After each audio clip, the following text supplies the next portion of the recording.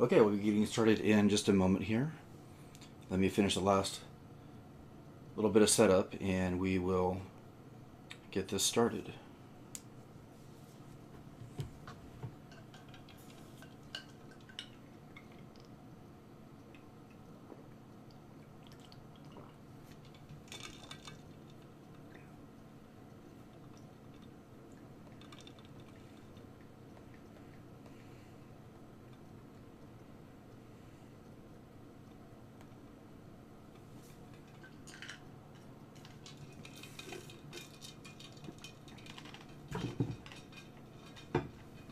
Okay.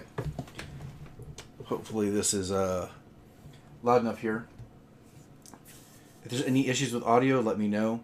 The last stream I tried doing, I had a second mic turned on at the same time and got quite a bit of feedback that I wasn't able to recover afterwards.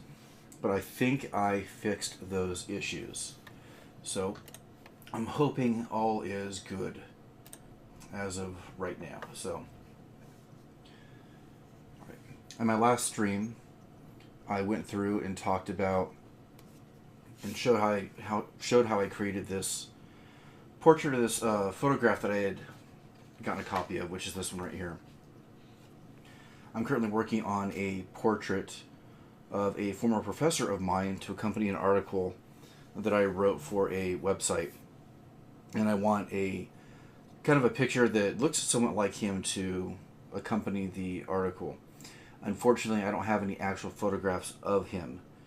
This is quite a few years ago when he was my instructor, well before everybody was carrying a camera in their pocket, and somehow I don't have any pictures of him, and I don't know anybody that has a photo of him either.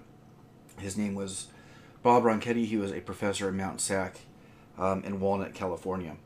So I went online and looked for a bunch of pictures that were probably really close to the way he looked, and this is really similar to what I found. And I used this as a basis for the drawing that I created and tried to make the necessary changes. To represent a little bit more likeness of what he looked like, and this is pretty close to that there. So tonight I'm taking this drawing that I did. I already scanned it in, and I'm going to be doing a digital painting of it tonight in Photoshop. So let's go ahead and switch over to Photoshop and bring in that drawing.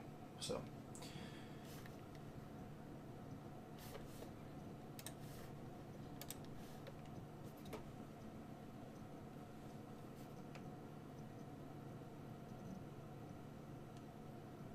and I don't see it updated on the stream yet. That's a little bit troubling. Let me double check my settings here. Streaming, all that's going.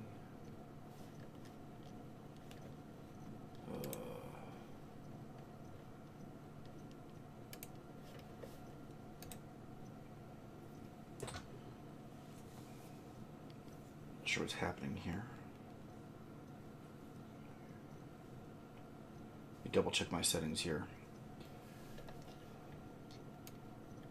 Thought I had this all set.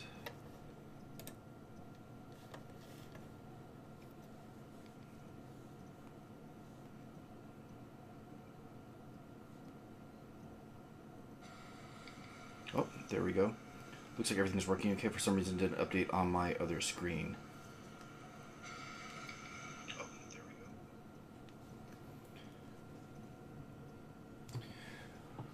go. Okay, so I'm going to be primarily working in Photoshop tonight. And I'm using an older version of Photoshop. I'm using Photoshop CS 6.5. I know that's pretty, it's a couple years old at this point. But let me go ahead and import my scan. Alright, so I just did a basic scan of this. Usually when I scan in a drawing, even if it's in black and white, like a black and white pencil drawing, I usually scan it in its color. A lot of times you'll get a greater range for what is actually captured in the image itself. And then I'll come back in here and I'll convert it to grayscale. And I'm going to do a couple of different things with the drawing here to isolate basically all the pencil marks separate from the white background to set up the painting. So first I'm going to convert this to grayscale. It'll discard any color information in the image. And then what I'm going to do is try to isolate all of the actual lines in the drawing, which I'm doing here.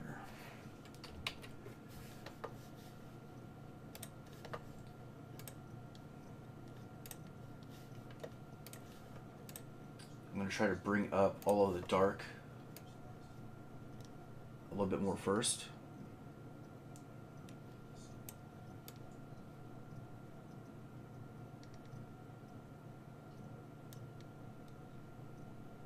Try to get all that about the right level.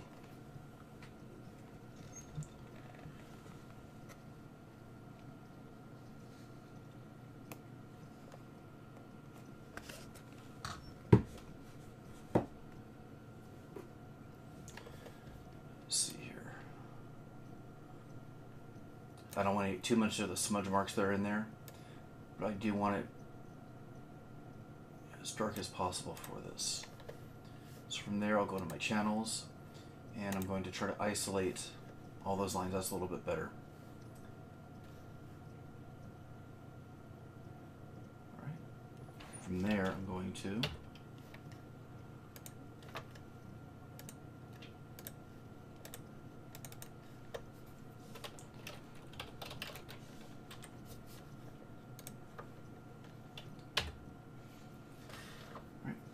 So from there, I basically deleted the entire white background, but I actually maintained all the lines from the line drawing there.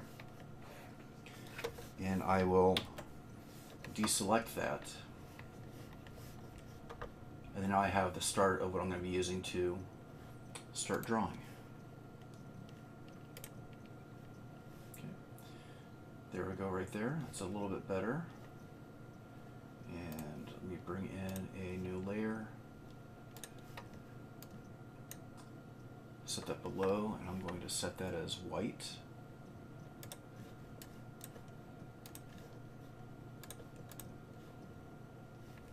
And I'm also going to bring in one more layer.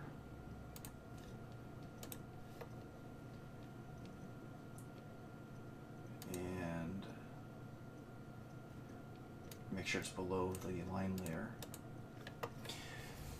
And what I'm going to do with that layer is I'm actually going to fill in everything a single color or a solid color. And I'll show you why in just a moment here.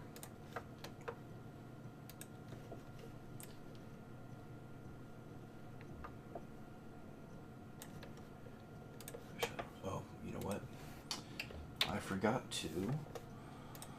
I need to go back up here, and now it was grayscale before, but now that I've isolated all the lines separate from the background, now I'm going to switch back to RGB color. And actually, I need to go back. I actually missed a step here. Let's do this.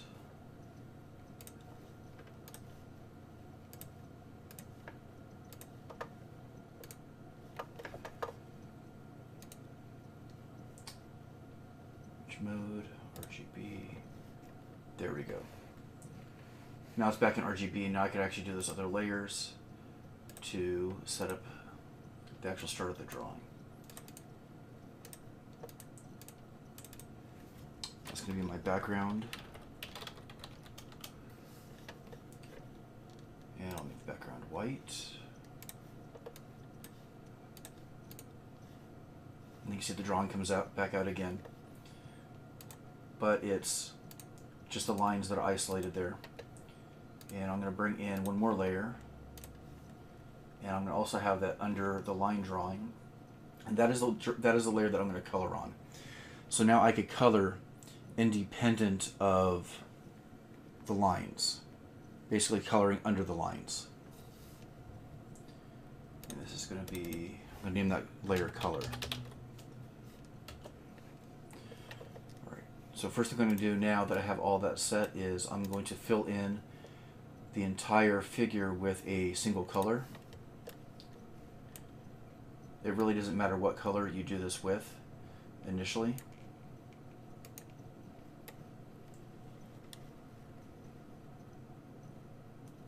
What you're doing is isolating the live image or the live area that you want to color. And this is going to set it up in a way that you could color without going outside the lines. And in some spots I'll probably go just a little bit over, especially where the hair is, to give us a little bit of flexibility when we're coloring. So all that time when you were a kid and your teacher, your parents told you never to color or outside the lines, well, if you set it up this way in Photoshop, it'll be automatic. You won't be able to color outside the lines. A little bit more here.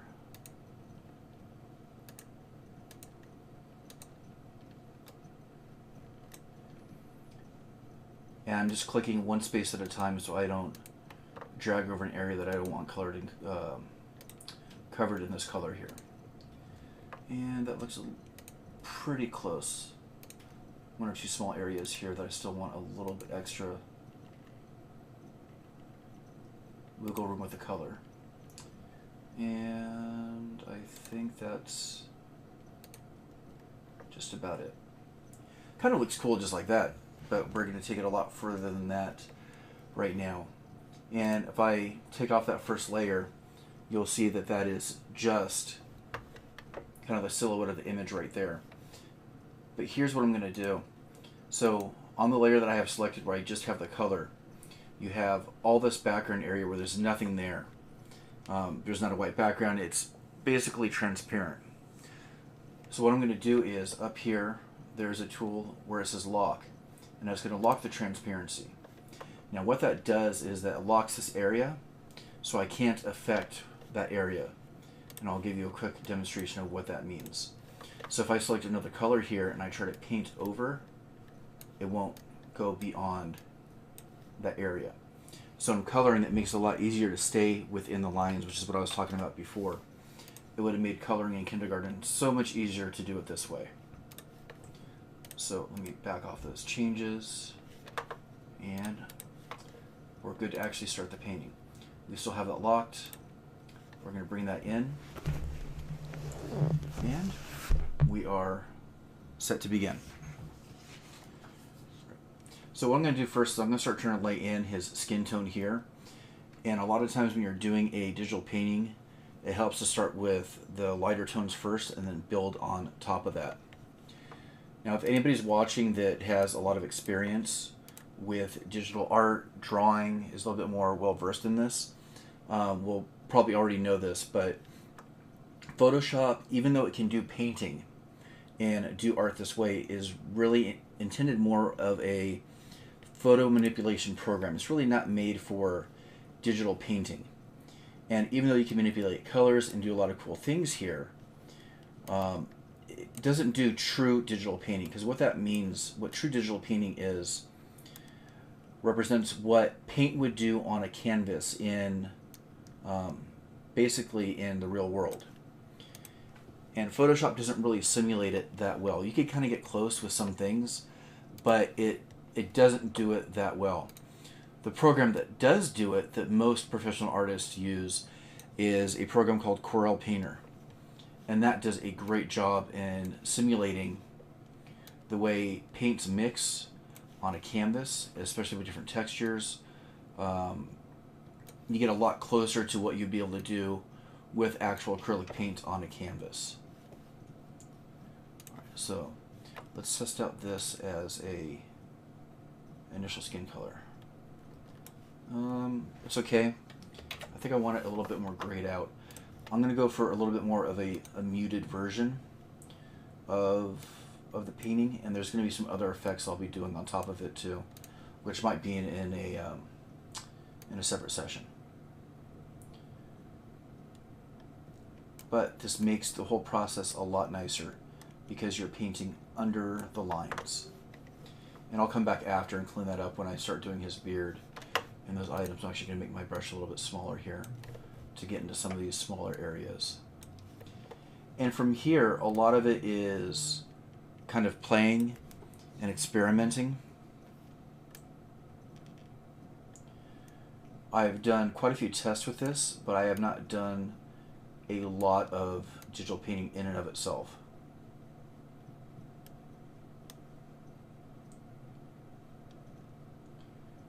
and I'm using a computer mouse to do this, so it's a little bit awkward for some people. I don't have a Wacom tablet, otherwise I'd probably be using that instead. I've used them in the past, even those are awkward to use at times. It's almost like applying makeup. It's an interesting color here. And so what's nice to see, I can just run the mouse all the way around the edge, and I don't even have to be that careful right there because it's not going to go past that point that I locked in.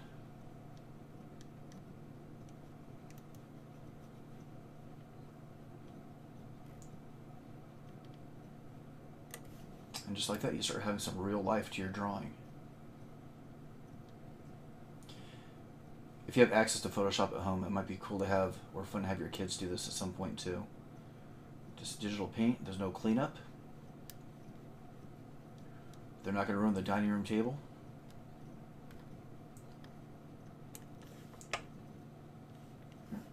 And that's our initial start. Let's get a little bit of his ears here.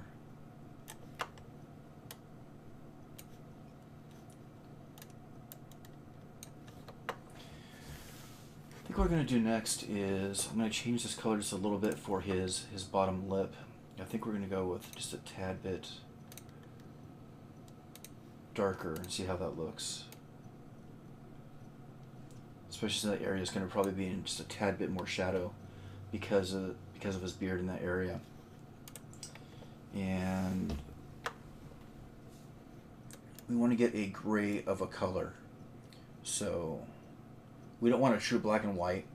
I think we're going to go more for like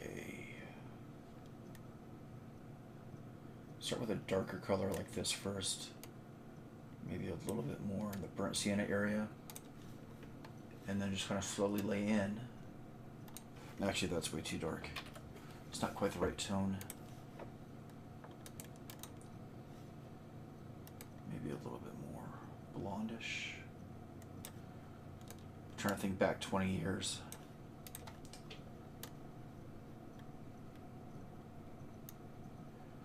And if you don't like your color, you can back off. You could go to history. You could undo. Or you can simply go straight over the previous color. Like I said, Photoshop is not a real painting program. It does not really simulate the way colors mix together, which is why it's acting more as at least right now, as an opaque color. I can make these transparent and make them look like they're layering on top of each other a little bit more, but it's still not reacting the way paint actually does when you mix it on a canvas, or when you mix paint, like especially acrylic paint.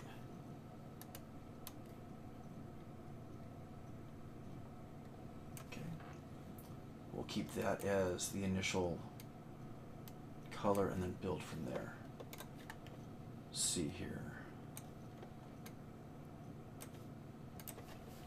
What I'm also going to do is I'm also going to change the brush to be a little bit different instead of the circle, and we're going to experiment with some of these different lines and these different brushes to see what different textures we could kind of make in different patterns in the color. This one looks like a grass.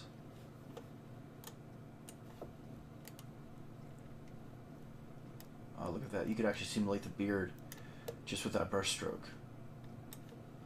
Not quite what I want, but pretty interesting nonetheless.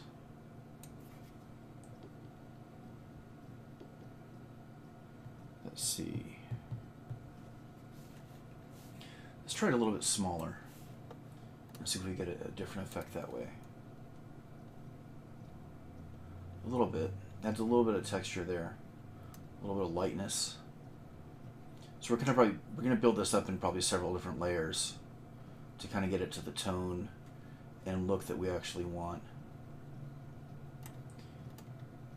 Once we get that general tone set in, we can start thinking about lighting too. If he was in a room with a single light source, and if that light source was coming from the left side here, how would that affect the shape of his face, where the shadows fall? And we can start making some of those considerations as well.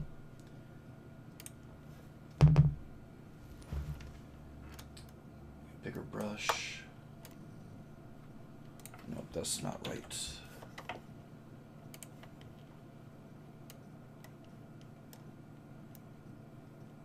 Maybe we'll go with the brighter white first. Come back to one of these thinner strokes again.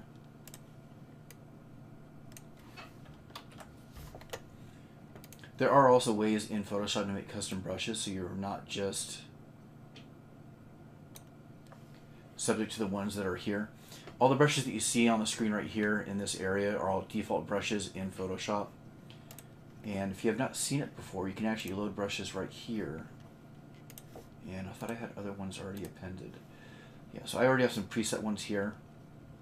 Wet media, thick heavy brushes, square brushes, special effect brushes. Some of these brushes have a pattern attached to it. So when you lay a brush stroke down, it then rotates as you go across the surface. Let me see if I can actually find one that might do that. Let's do pin those at the end. I think I already had some of those there, but for instance, maybe if we do it right here, you can see it a little bit easier.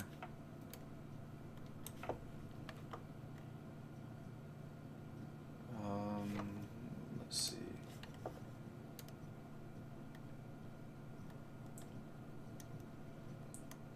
So this is a calligraphy type brush, so you could actually get a really thin stroke if you go just up and down.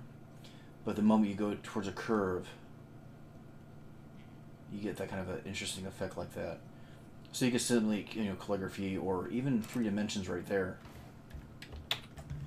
A lot of using Photoshop and programs similar to this is based purely on experimentation, and it's one of the best ways to learn. So once you get some of the basics down, just go ahead and play with it as much as you can.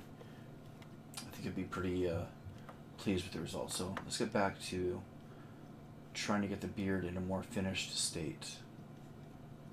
Still trying to decide what brush would be best for this one on here. Let's try this one here.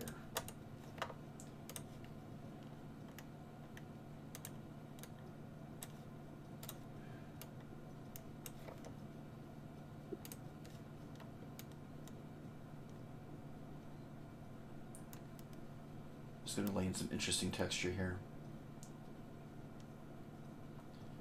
Kind of liking that.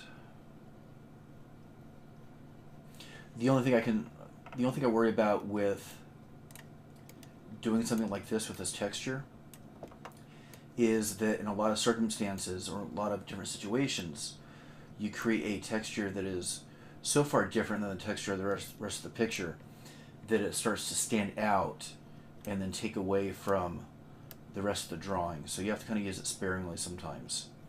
But it really is kind of helping to better simulate this really scraggly beard. And kind of slowly working a little bit of gray in. I'll probably do some detail work later where I lay in bigger patches of gray and big streaks of white. But that's already looking fairly interesting right there. I want to do just a little bit more before I move on to a different area. There we go.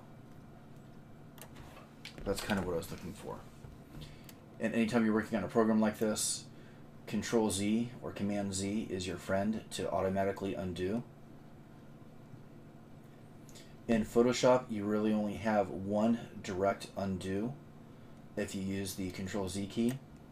But if you need to go back further than that, luckily enough, these later versions of Photoshop keep a longer history of movements. If you go to Window and go to History, you can go back quite a ways. It's not infinite. There might be something in the settings where you can set it to go back farther, but I think it's set for roughly about 20 actions right now, which I don't think is a bad thing. If you need more control over your history than that, I would actually recommend saving on a more regular basis and creating different versions of your work. So like version 1, version 2, version 3, maybe even name the version based on what it was that you were experimenting with there. See, that's looking a little bit better now. Still a little bit muddied, but that's okay. I don't like some of this here. So I'm going to clean up just this little edge here. And remember, it's not these lines that are actually being cropped out that you can't draw over. You can draw over any of these areas here. It's only this background here. So like I said, I'm going to clean up this one small edge.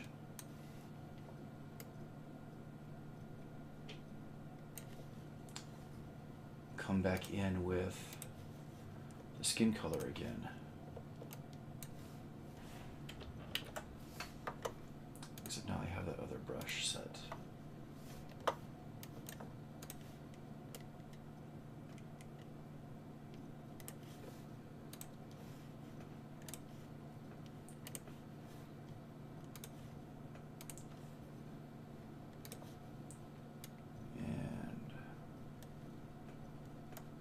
A little bit better there.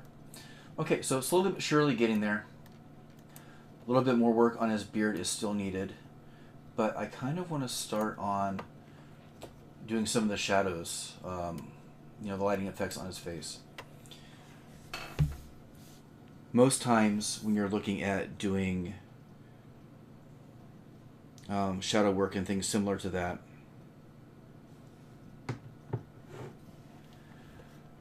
a good starting place is starting with that actual color and then going to your palette and basically moving down in that color palette to a slightly darker color. That way you're maintaining the same tone, the same chromatic tone, but a little bit of a darker shade. And another thing to consider is the shape of your brush. If you consistently use a round brush, it's going to look pretty mechanical in a way, but if you change the shape of your brush, you'll get more interesting results for the way that light falls. This is purely an artistic choice, but it's something that I've grown to kind of like. Let's see if this different brush tip is something that I would like. Nope, not at all. In fact, that wasn't even directly what I wanted. No, let's go with this one here.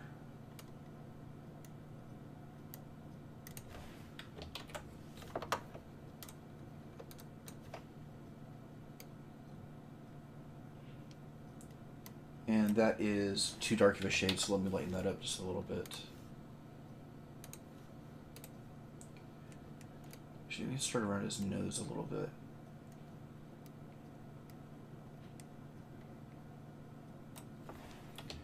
For this, I'm actually going to zoom in.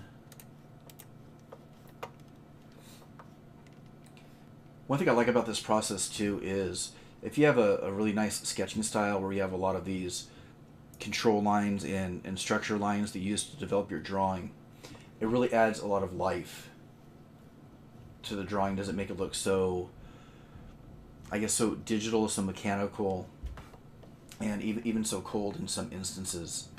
And it really does make it feel a little bit more alive. Especially when you're drawing from a photograph reference, there's a habit for a lot of people to draw in a way that their drawing still looks flat, even though they're trying to emulate a three-dimensional object.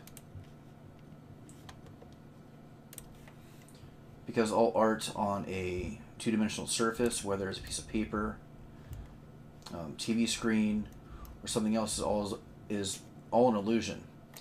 You're trying to simulate a three-dimensional real-world object on a two-dimensional surface, and that is very much an illusion. So when you're beginning to use your light and shadow, you want to think about the way the light falls to help give it some modeling, start give it some dimension. This shadow is a little bit light for what I actually want, but I'm going to use it as a reference and build up from there.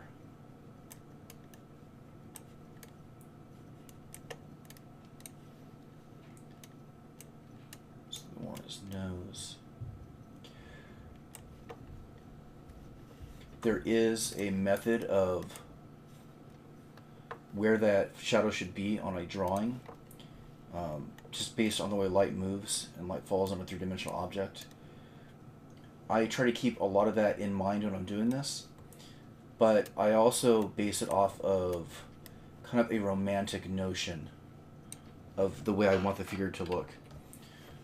So it will look romantically correct in terms of the drawing, but it may not always be physically correct in terms of the light and the dark. And I know I want to I want to emphasize the age of the figure in the drawing. So probably going to have a little bit more shadow falling on the face than I normally would. You would probably have a lot less shadow or more of a structured shadow for a younger person. And kind of have some of those things kind of guide your decisions here. Let's see where else. A little bit here on the ear. Not a whole lot because they'd probably be catching the light. But maybe kind of more of the inner ear, representing that. Want to model this as if he has a more prominent brow here, even though there isn't a pencil drawing that kind of suggests it. And slowly but surely getting there.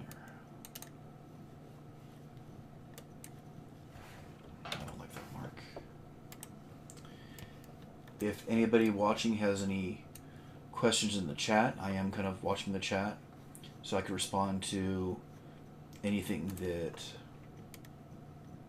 you guys want to see, or I don't know, whatever you guys want.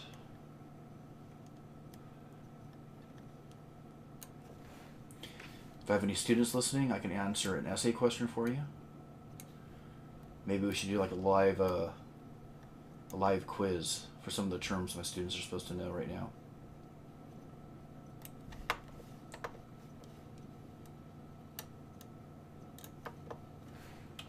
A little bit too much on his collar, but I'll come back in when I start working the shirt a little bit to clean some of that up.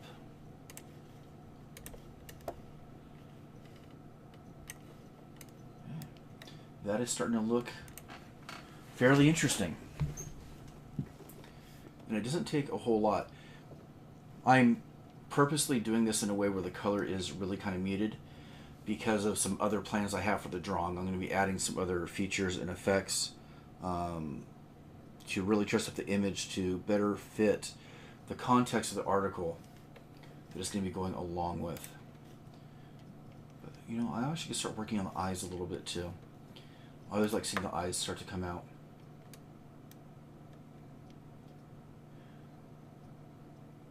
It's been advised by a lot of art teachers to really sparingly use perfect black, or I shouldn't say perfect black, using pure black and pure white, but using a tone slightly adjacent to the black and white is really effective. And some of the reason for that revolves around the idea of if you use a pure white, you don't have anywhere else to go in terms of your tone. You can't go lighter than that. You can only go darker than that. So it kind of limits your flexibility for what to do with the rest of the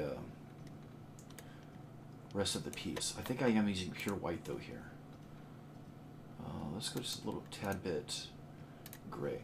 But the lines and the shading I already had in the area kind of help muddy that already. And maybe we'll just save the pure white for like a real true highlight.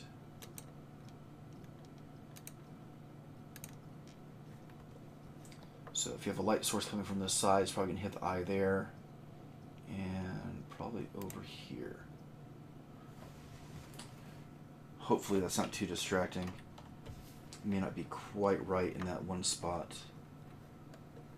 Let me dial that back just a little bit here.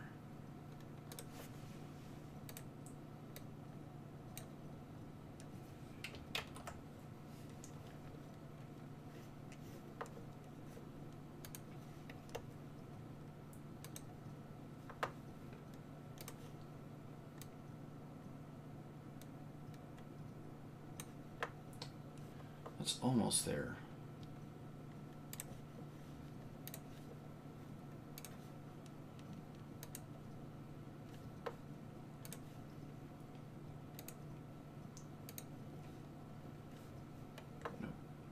Needs to be a little bit lighter than that still. There we go.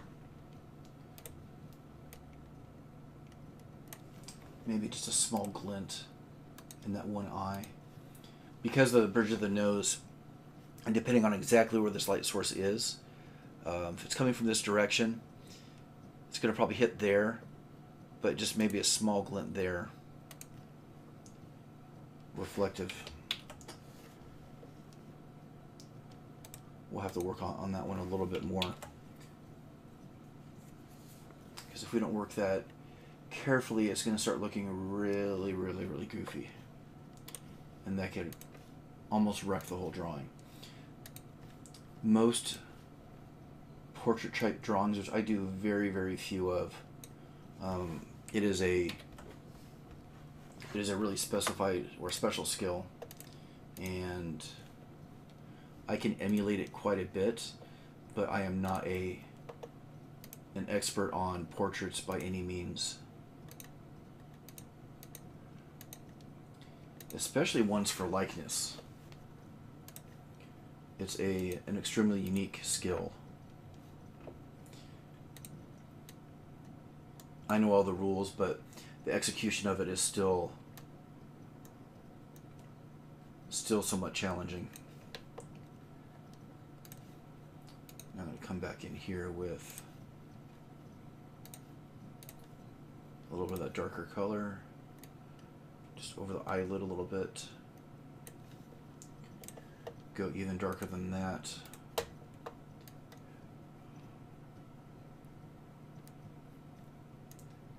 That might have been too far.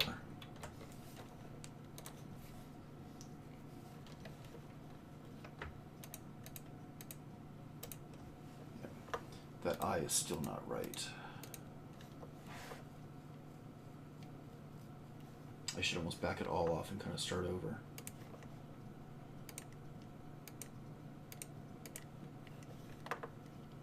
It's not quite what I wanted.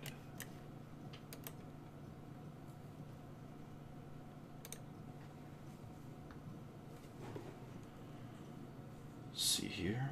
Dun, dun, dun.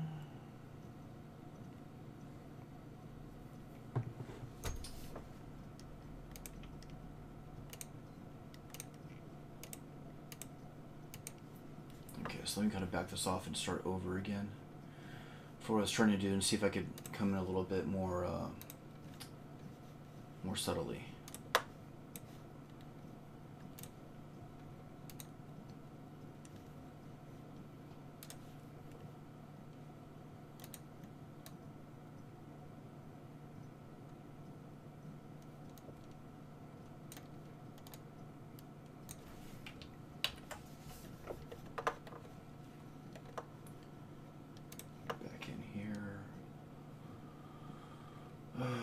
Let's see.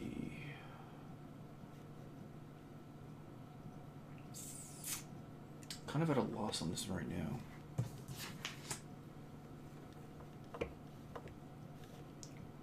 Let's do this. Let's go. I'm going to kind of leave it grayed out for right now.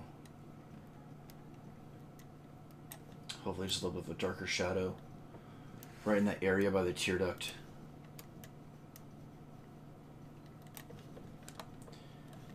Hopefully make it so I'm hoping I don't make it seem like he has cataracts or anything, because that's what it's starting to look like in that left eye.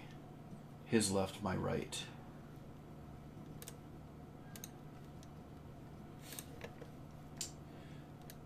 There's a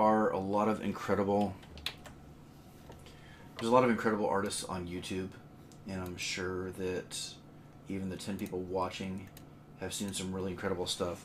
And I'm not claiming to be an expert by any means, just some brief, quick tips on how to get started. Don't be afraid to experiment. Once you have that initial setup, you're not going to really hurt anything, and it's a lot of fun. I can open a new file here and start a whole new approach, a whole new type of style.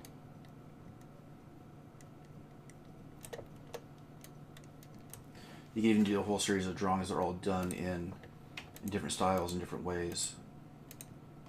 It's a little bit better. The eye still needs a little bit of work, but I'm going to bounce it around a little bit here. See if I can mess with the shirt a little bit.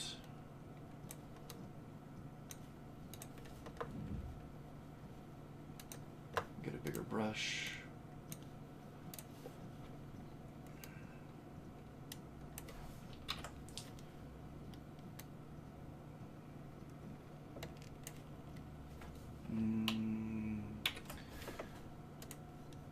Let's actually do a larger one first, then I'll come back in and do some modeling for it.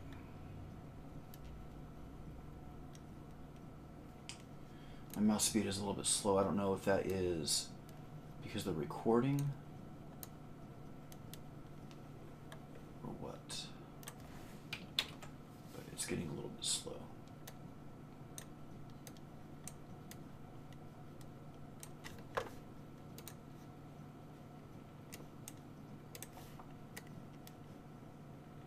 It's a little bit better.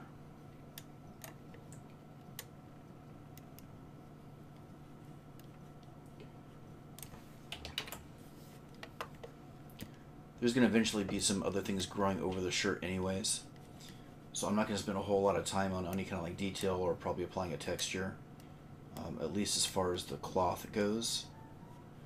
But I will try to set in the general color and a little bit of shadow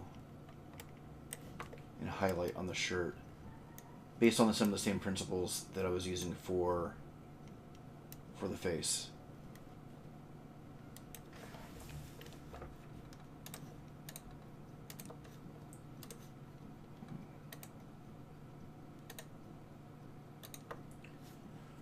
So my base color, and I'm going to do that. I'm going to go slightly darker here.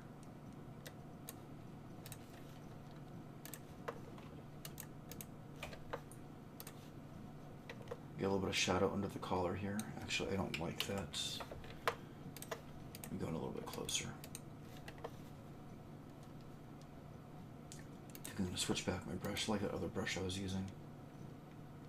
And we'll use that one there, 45. See if that works a little bit better. Make it just a little bit smaller. And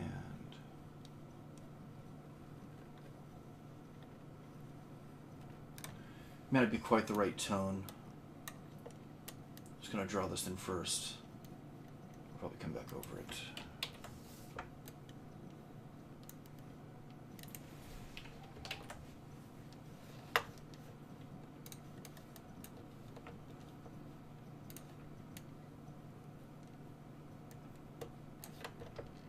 I don't like that tone. I think it needs to be a little bit more blue in that. That's a little bit better. Be kind of subtle at first, which is fine.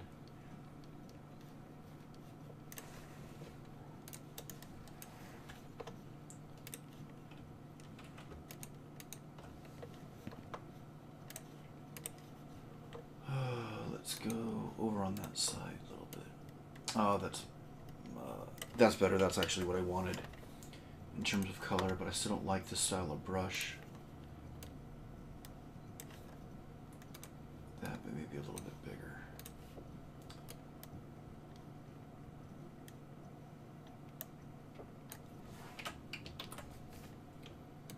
Yeah, that's better right there. So right here, just hit a little bit of a shadow that would actually fall from his head. A lot of times when I'm doing shadows, I like to make them somewhat erratic. There is a more accurate way of doing it. The shape of your head would actually cast a very specific looking shadow, but I kind of like the erratic nature of this one, especially right now. And when I kind of zoom back out, I'll take another look at it and work it from there based on what I think is needed. So light's going to probably come forward, hit here a little bit more, be blocked there. Do a little more of a shadow.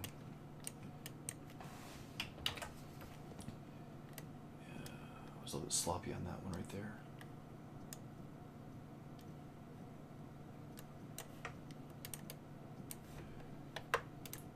Make the brush a little bit smaller here.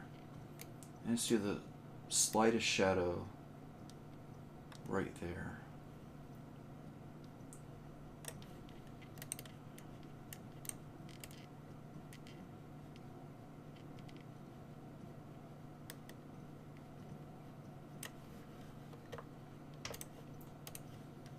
Come back in here and fix his neckline a little bit.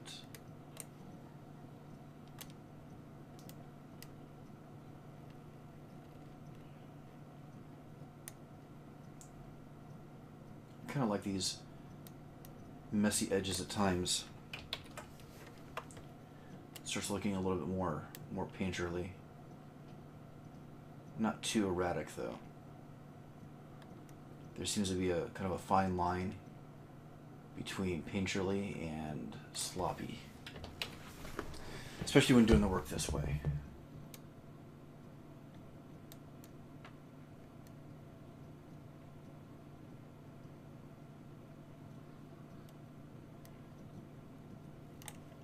It's not too bad.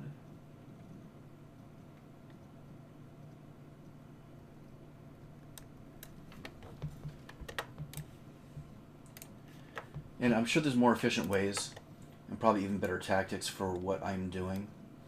This is a kind of a very bare bones and starter approach at doing some of this. And hopefully the goal is to create something that you like, that you find interesting, and that you have fun doing it.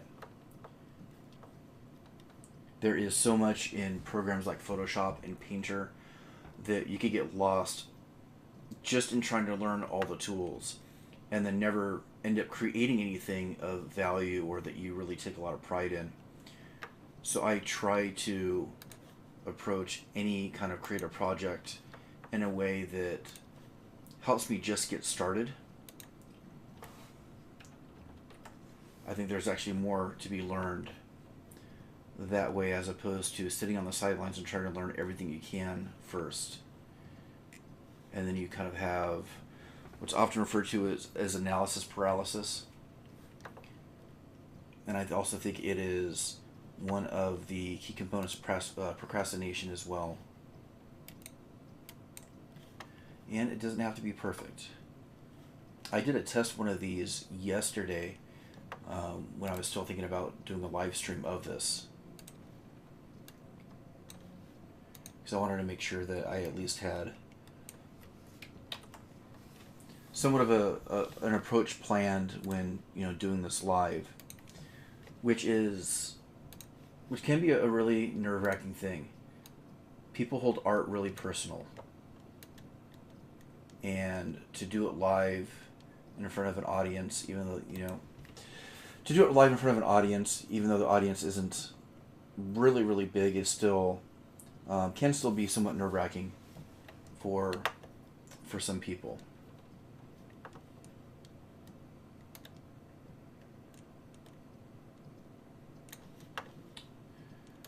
Hopefully, the faithful few that have been listening tonight got a little something out of this. Maybe learned a little something new. And I would love to see what all of you end up doing in your own projects. So feel free to tag me in any of your Instagram posts. Send me a notice of a live video that you're doing. I like to see everybody's projects and see what everybody's working on. There's so much unique technique and perspectives out there in art that it makes for really interesting content. This eye is still really bugging me.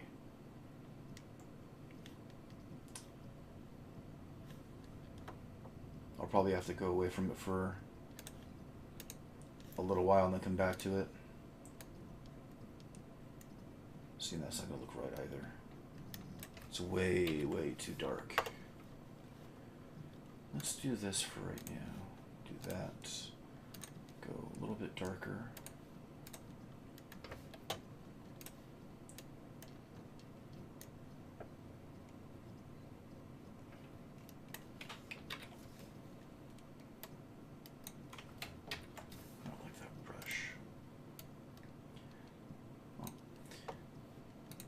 hour is just about up, so I'll be signing off in just a moment.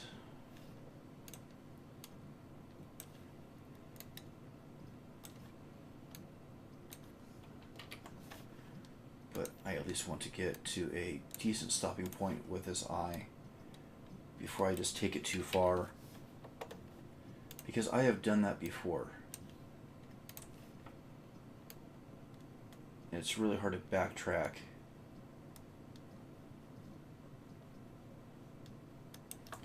So all I'm thinking right now is doing this in a way that kind of makes it stand out a little bit less. Almost like referencing it being in shadow a little bit more.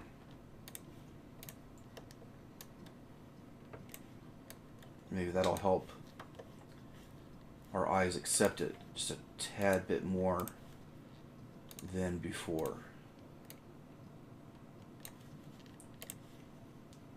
Back off these values little by little, so it's not a stark white. That might almost be there. Still think we need to go a little bit darker in the corner here.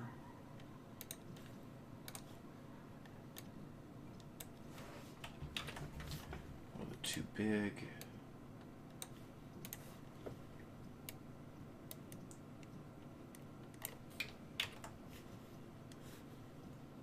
Need to back off the opacity on that a little bit.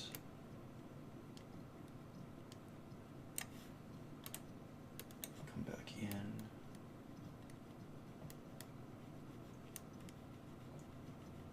Blend it in with the bridge of the nose a little bit.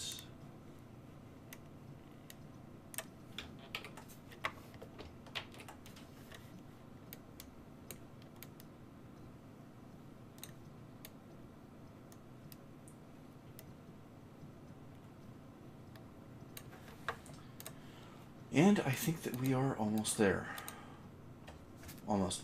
That eye still needs some work. I'm going to have to find a way to fix that.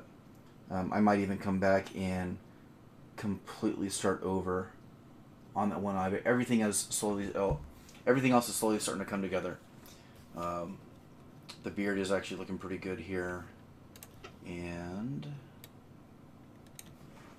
yeah, I think that's a good stopping point for tonight.